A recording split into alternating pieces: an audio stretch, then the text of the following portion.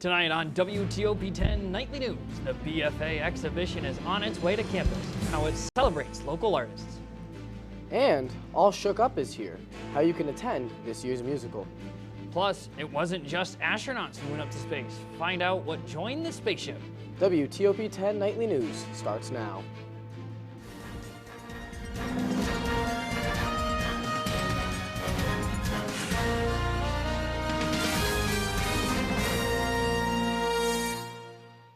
Good evening and thank you for joining us. I'm Josh Madison. And I'm Nick Stetter.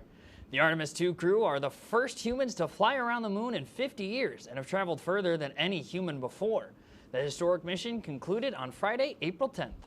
And our reporter Alejandra Dickens has an exclusive look into the mission and the Avatar experiment that was aboard the historic mission.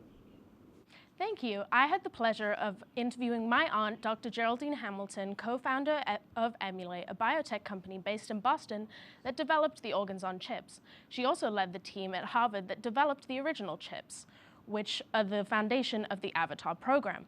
Behind me is an unseen photo from the Artemis II launch provided by my aunt. The new Avatar program for NASA, using her technology, and the goal of better understanding human biology on Earth and science was sent into space recently. Idea about organs on chips, what would you tell them? How would you describe the technology to them? So the chips I have one right here to show you. Take a look at this. They're beautiful, aren't they? They're so beautiful. We made jewelry out of it. I'm wearing it right now. So awesome. So they're tiny. They're these tiny chips. They're elastomeric polymer, which means it's all flexible and bendy. And what we've done is using techniques from the computer chip manufacturing industry. We borrowed those. They allow you to manufacture at a scale that is relevant to the cells, tiny scale. And because of that capability, we're now able to recreate inside this chip a home away from home for the cells. So we basically, with engineering and design, fool them into thinking they're in the body. So you can then take one of these chips and line them with living human cells that can represent a brain on a chip, a lung on a chip, a gut on a chip. Right here in this tiny little chip, all the cells come together and we can recreate the basic functions of those organs in the chip. Could you describe the impact? These chips allow us an insight and a window into human biology, and we can recreate it with great fidelity. That's the beauty of it. Could you explain how launching cells on chips alongside astronauts will give insight and what it means for the future of the Avatar program? Yes. So this is a project that started when I and my team were at Harvard. We did a collaboration and were awarded a grant to initially send the chips to the space station. And we were actually there. We went to the Kennedy Space Center and watched the chips launch into space. That was back in 2018, and it was incredible. Alejandra, I can tell you, I have never experienced something like that. To be looking up, be feeling that, be with my team around me and see the chips going up into the space station was just incredible. And now fast forward, I'm no longer at Emulator at Harvard. I've moved on to new adventures, but I still follow all the amazing work the teams at Harvard and Emulate are doing. And when I heard that Artemis was launching, I actually went to the waterfront here in Miami where I live, and I watched it go by. And to know, not only watch it again, it's not quite the same from afar than at the launch pad, but to know that the chips were once again, that the work we did all those years ago is being continued by a new team now, and it's just incredible. This is the Spring College Fair for SUNY. Looking to the future, we can expect to see even more discoveries thanks to the Emulate team, NASA, and the organs on chips. Thank you. Back to the desk. Thanks. In collaboration with the Bountiful Barn, Oswego County Opportunities hosted a free lunch at the Pulaski Welcome Center. The lunch included hot meatball sandwiches and dessert, and no cost to those who needed a meal. The Bountiful Barn was founded by Dawn Varney, who is trying to find a way to give back to her community. The barn aims to give donated items to those in need. To reach out to the Bountiful Barn, donate, go to facebook.com/thebountifulbarn. Oswego Health is opening a school-based therapy clinic to expand access to mental health services and resources all over Oswego County. The new clinic will be located at City BOCES Mexico campus to serve their 2,000-plus students that are enrolled. This will be the 15th school-based clinic by Oswego Health, which remains committed to ensuring strong mental health infrastructure in Oswego County. The City of Oswego is currently looking to employ a community development director whose job it would be to oversee and advance the growth of the city. The director would deal with federal and state grants and funding, conduct public hearings, and create reports for the state and federal governments. The starting salary is almost $90,000 per year. To apply, visit oswegony.gov and select Apply Now. It was pretty warm today, but it looks like the heat is not going to stay around. I know, Josh. It looks like tonight is going to be very stormy. Let's go ask Storm Team 10 meteorologist Emma Sechner. Emma? Hi, my name is Emma Sechner. I'll be your Storm Team 10 meteorologist for tonight. You can expect chances of thunder, especially tonight, but also continuing into the rest of the week. And get used to some warm temperatures for now. They won't last, sadly. So don't put your winter coat away so quick. And I know what we're all thinking. Rain, rain, go away. It's not gonna. And second spring trial, is it expiring soon? Back to the desk. Thanks, Emma. Nick, you were right. Storms are common. I don't know about you, but I am not a fan of thunderstorms. I'm not happy at all. I mean, it was really weird. This morning, I woke up to thunder and lightning outside of my room, and then 11 a.m. rolls by, and it's beautiful and sunny out. I can't believe how it gets here in Oswego, the unpredictability. It does. It just bounces back and forth from like rain to sun and just a day. Not a fan, man. But anyways, back to the news with SUNY Oswego hosting their own college night in the Deborah F. Stanley Arena today from 6:30 to 8 p.m. The event hosted 47 different colleges for kids of Oswego County to talk and reach out to hopefully find their right school. This event was a great way for fellow SUNY programs at other private colleges to reach out to potential future students and to help them find their resting spot for the next 4 years. This is the spring college fair for SUNY Oswego. We're just hoping to get kids from around the county to come to Oswego and talk to all the colleges and hopefully find something they like. From incoming students to the ones graduating in a little over a month, the SUNY Oswego commencement speakers have been announced. The 3 alumni returning to campus are William Precht, a 1978 grad and groundbreaking scientist, Indy Lee, a 1993 grad and an inspiring entrepreneur, and Stephen Messina, a 1991 grad and a financial achiever. SUNY Oswego's commencement ceremonies will take place in the Deborah F. Stanley Arena and Convocation Hall. For more information, go to oswego.edu/commencement. The Counseling Outreach Peer Educators, also known as COPE, held a special event in the Marano Campus Center earlier today. The Make and Take event was held between 4:30 and 6:30 p.m. and gave people the opportunity to meet the current team of COPE, possibly apply to the team, and make fun and spring-themed crafts. The team consists of undergraduate students who promote mental health awareness as well as provide peer support and connect students on campus. We are hosting a COPE event today called Grow with COPE. We're hoping to recruit new team members for next year. And it's a little make and take event for students to absolve themselves of a little bit of stress while they learn about the COPE team and what we're here for, and what kind of opportunities there are for next semester. If you want to get your fitness on, Cooper Fitness is the place to be. From now until the end of the semester, Cooper is hosting bi-weekly activities for people to participate. From Pilates on Mondays, 7:30 to 8:30, and Wednesdays, 4 to 5, to cycle and sculpts on Wednesdays and Thursdays, 6:30 to 7:30, to dance fitness on Mondays and Wednesdays, 8:30 to 9:30. For more information, go to oswego.edu/campus-recreation. And ladies and gentlemen, opening night is here. Tomorrow at 7:30 p.m., the Waterman Theater in Tyler Hall will host the Spring Musical. The musical will be All Shook Up, being directed by Stephen Mazzacone. The play is inspired by William Shakespeare and is a hip rock and joyride and it has amazing hits, including Jailhouse Rock, Heartbreak Hotel, and Can't Help Falling in Love. Tickets will be free for SUNY Oswego students and have been available since March 30th. The music is iconic and it's blended into the story so well. So All Shook Up takes place at a small town in Midwest America in 1955. And we have this character named Chad who is sort of modeled after Elvis. And he brings a lot of wonderful messages to the people in the town.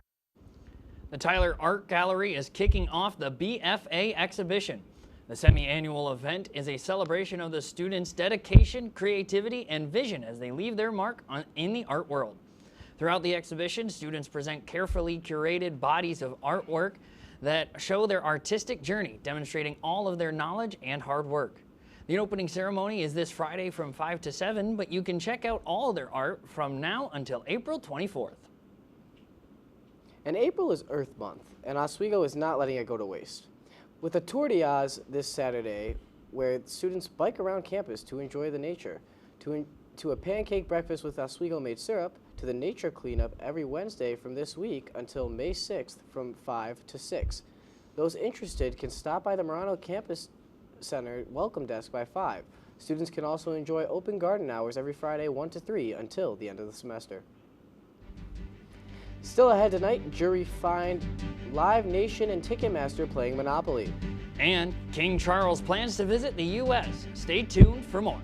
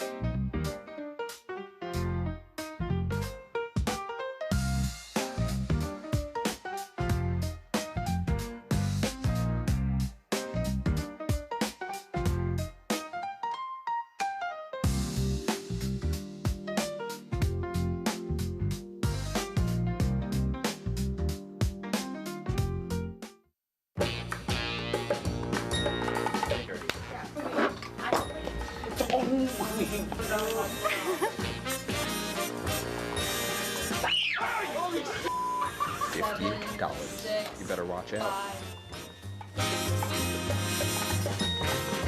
You got swat you like a bug.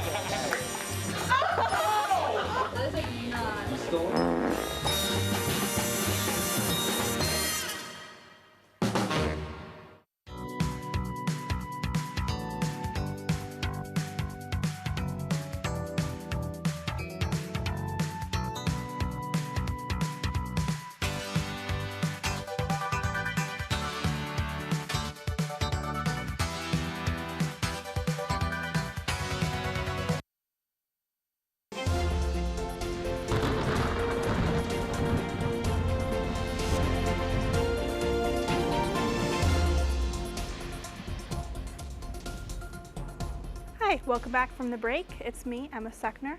So tonight, you can expect a temperature of 53 degrees. There's chances of thunder and lightning, plus rain. The dew point is going to be 52 with a humidity of 96. Winds are going to be coming from the southeast at 5 miles per hour. And then for other regions across New York, Fulton is going to be 61. Buffalo is also going to be 61, with places like Watertown being 57. And then Albany will be the highest at 73, and Tupper Lake, a little bit northern, will be 56. And then tomorrow, with all this rain, at 8 a.m., you'd expect some rain showers with a temperature of 56. And then we'll get some more scattered rain, so it's more of a chance at 10 a.m. at 61 degrees. Noon, it's going to be 67 with rain showers. And 2 p.m. will be 66 and raining. And then for our warnings and for floods and thunderstorms, the green, that's going to be the flood warning, that's around the Finger Lakes. But then the orange, that's our severe thunderstorm warning. You can expect some hail, strong winds, and there's chances of a tornado forming. And then for the radar, as you can see, the rain passes us over tonight around 1 a.m., midnight it'll stop, and then it will continue on until about around 8, it will start again. And then it will just keep on going throughout the day, on and off. And then Friday, that's when we're going to see it start to clear up a lot more and some sunny skies. And then the extended forecast for the week, Thursday, we expect the thunderstorms with a high of 68 and a low of 45. Friday, you're going to see chances of rain at a high of 56 and a low of 45. And then Saturday, you can expect a little bit of snow, but thunderstorms and rain likely on Saturday with a high of 69, a low of 39. Sunday, that's the snow, the rain, at a high of 45, a low of 32. Monday, the mostly cloudy with a high of 41, a low of 31. Tuesday, mostly sunny with a high of 54, a low of 40. With Wednesday, the rain coming back at a high of 52. And that's all for me tonight. Back to the desk. Thanks, Emma. A jury on Tuesday found the companies Live Nation and Ticketmaster were operating as a monopoly. The jury found that the companies were raising prices and fees for their customers. The verdict made on Tuesday does not force Ticketmaster to make immediate changes to prices or fees. That will happen shortly in a second trial to decide how the company should operate from here on out. Live Nation has been sued before in 2024 by the Justice Department and 39 state attorneys. King Charles will be visiting the United States later this month, celebrating the 250th anniversary of American independence. The trip will include a rare address to a joint meeting of Congress, and Charles and Queen Camilla will be meeting privately with President Trump and the First Lady Melania Trump. Their first stop will be in D.C., then they will make their other stops in New York and Virginia. Buckingham Palace mentions this trip will be highlighting the relationship with both allies since the signing of the Declaration of Independence. Peace negotiations with Iran have been improving recently, lowering the price of oil. According to U.S. benchmarks, oil is now below $100 a barrel, even with the slight uptick early Wednesday morning. President Trump told the New York Post that negotiations with Iran could resume soon. Experts warn that stopping the conflict will not immediately regulate the world's fuel crisis. The International Monetary Fund predicts a global oil shortfall this year, while the International Energy Agency says their oil supply forecast is rapidly decreasing. There has recently been severe weather affecting multiple states from the southern plains to the upper Midwest and Great Lakes region. Since Monday night, reporters from eastern Kansas to southern Minnesota and Wisconsin have been following the damage. Ivan Rodriguez says more on the latest forecast and how long this weather threat will last. Severe storms are expected to fire up again Wednesday, with threats for large hail, damaging winds, and additional tornadoes stretching from Dallas to Chicago. In East Bristol, Wisconsin, people came together to quickly protect their damaged church before another round of storms begins. I haven't seen this much damage in Wisconsin in like a long time. I've never seen this much damage. Another serious concern in parts of the Great Lakes, flooding. Multiple rounds of rain are exacerbating flooding across parts of Michigan and Wisconsin, where rivers are already running high after one of the wettest starts to spring on record and recent snowmelt. Officials are asking people to adhere to warnings. For roads closed, don't attempt to go past them. We had residents yesterday, one road was washed away, creating a sinkhole actually, and we had about 30 residents kind of wanted to get a closer look at it, and that ground could give away at any second. The storm threat is lower and less widespread on Thursday, contained to an area that stretches from the Ohio River Valley to New York. Friday is likely to be a more dangerous day, especially from Oklahoma to Iowa, where level 3 of 5 risk of severe storms are in place for more than 7 million people. Strong tornadoes, widespread damaging winds, and destructive hail are all on the table. I'm Ivan Rodriguez reporting. Storm threats have been affecting some states and may continue for those in the areas mentioned. It will vary depending on the area and the day of the week. A suspect in the case of a stray bullet killing a 7-month-old girl in Brooklyn pleaded not guilty on Tuesday. Police say 18-year-old Matthew Rodriguez was driving a moped with 21-year-old Amory Green on April 1st. Prosecutors allege Green accidentally fired a shot hitting a 7-month-old girl and drove away. The DA says the bullet grazed the 2-year-old brother of the girl shot. Following arrest, Rodriguez pleaded not guilty to charges, including second-degree murder. Green faces similar charges and is set to be arraigned Wednesday. If found guilty of second-degree murder, both would face 25 years to life in prison. The U.S. Senate made a vote regarding the president's war power. The voting marks the 4th time the Democrat-led efforts has failed to do this.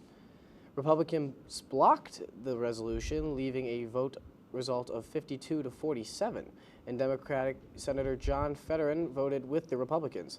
As for Republican Rand Paul voted in favor of the measure in President war powers, Senator Chuck Schumer mentions Democrats will call for a vote on the same topic weekly in the future, and some Republicans indicate they may vote in favor of the measure once the conflict hits a 60-day mark. President Donald Trump is pressing for a renewed change to the surveillance law again. He believes it is needed to protect the military during the war with Iran and protect the U.S. from terrorist attacks. In a social media post, Trump encourages Republicans to join with the effort in making a clean extension of the foreign intelligence surveillance in Section 702.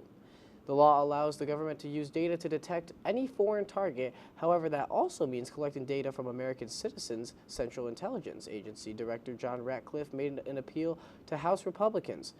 The program is set to expire on April 20th, and officials warn intelligence collections could fail if Congress does not act. Oswego sports have been top-notch so far this season, one of those sports being women's lacrosse, who have a perfect 7-0 record in the SUNYAC. Yeah, our sports reporter Jason Rude has more on today's victory on the Laker turf. Jason, how many times did the ball get to the net? Thanks, Nick. The Oswego women's lacrosse team remain undefeated in SUNYAC play with a dominant 15-4 win over the Potsdam Bears. Women's lacrosse earlier tonight at the Laker Turf Stadium. After a back-and-forth start, Alexis Hill opened the scoring, and the Lakers quickly took control. A strong performance also from Hill, along with Aubrey Green and Abigail Dix, who helped build a commanding 10-1 lead at halftime. Oswego kept the momentum into the second half, continuing with their scoring run while limiting Potsdam's offense. The Lakers closed out the game in the fourth quarter to secure the conference win. The victory will mark its 7th consecutive SUNYAC win in SUNYAC competition, and they will return to 10-4 overall. They return on Saturday on the road against the New Paltz Hawks, looking forward to keeping their SUNYAC record intact. Coming up, a big matchup for Oswego men's tennis team today, plus 2 key additions to the Syracuse men's basketball team. All that and more right after this.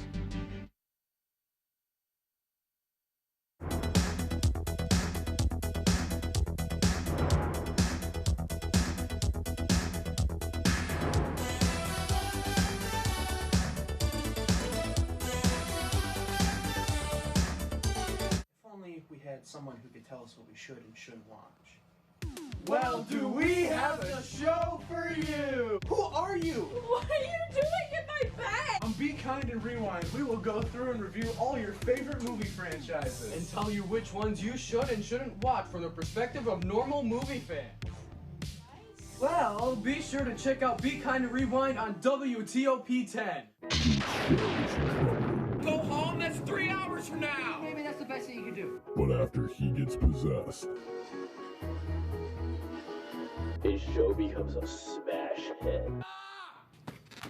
Now he's got the greenest show on WTOP-10. A lot of green going on tonight. We'll be holding on forever. Don't miss the limited run of these great people being. If you like action, romance, If you're watching this, and highbrow humor, surface is this. Floor. Minch did not legitimately put his head in the toilet. There's only one place to turn. No!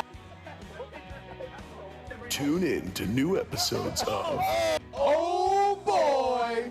only on WTOP.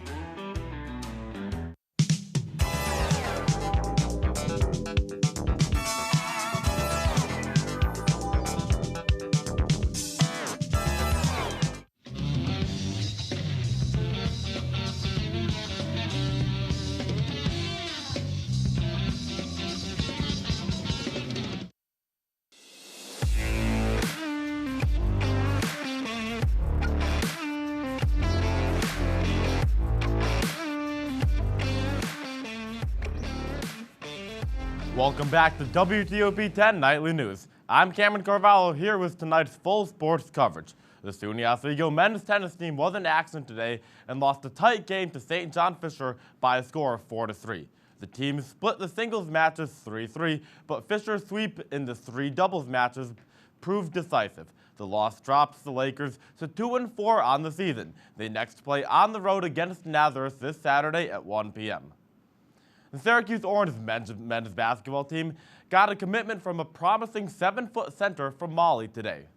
Abdramain Sebi joined the program today. The 19-year-old had the highest block percentage in the top-tier Balkan league called the Adriatic League. Sebi is a promising prospect who fills a key hole in the revamped Orange roster, which lost star freshman Donnie Freeman among the other depth pieces to the transfer portal. Head coach Gary McNamara also landed to talented point guard Aiden Tobiasen on Monday to go along with a couple other critical additions to the Orange's backcourt.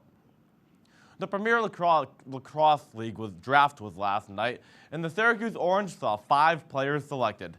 Headlining the list was star man Joey Spallina, who went 3rd overall to the Maryland Whipsnakes. Spallina, who is one point shy from leading Syracuse all-time, is the main man for Syracuse, who is ranked 5th in the nation at 10-3. Also selected was Michael Leo at number 6, Billy Dwan at number 11, Luke Roa at number 16, and Dante Bowen at number 30. The NBA playoff picture is taking shape as the play-in tournament continues tonight. In the West, the Golden State Warriors will take on the LA Clippers at 10 p.m. for a right to stay alive and face the Phoenix Suns for the 8th seed after Portland defeated Phoenix last night. Currently, the Orlando Magic are playing the Philadelphia 76ers in a battle for the 7th seed. The Sixers are currently ahead by about 10 points midway through the 3rd quarter. The loser of that game will still be alive with a chance at the 8th seed. Their opponent for that game? Let's go to Charlotte and relive last night's thrilling game between the Hornets and the Heat. This game started off with a controversial play here. LaMelo Ball falls down on a layup attempt, and clearly, as you can see here, trips up Bam Adebayo, the Heat star player. Bam would not return with that lower back injury. The Heat, though, it's staying alive without their star man. Here we'll see Davion Mitchell hit a nice step-back 3, 28 on the night for Mitchell, one of his best performances of the year.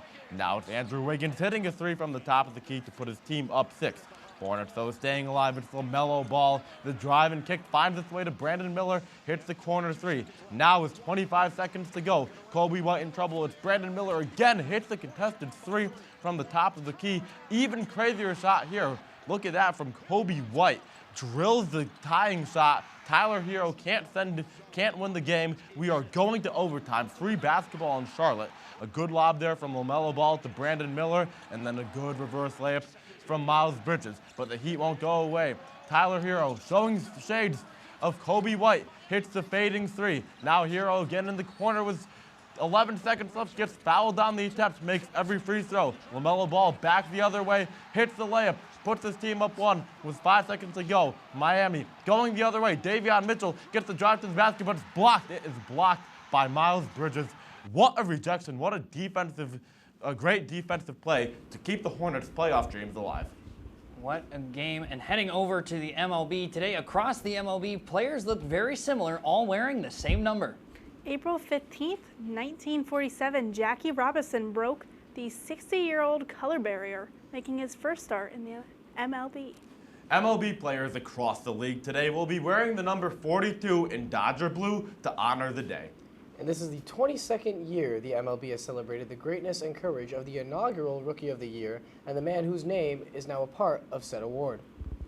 Such an interesting part of history, going back, almost adding in the history of the U.S. and the history of baseball at the same time. Yeah.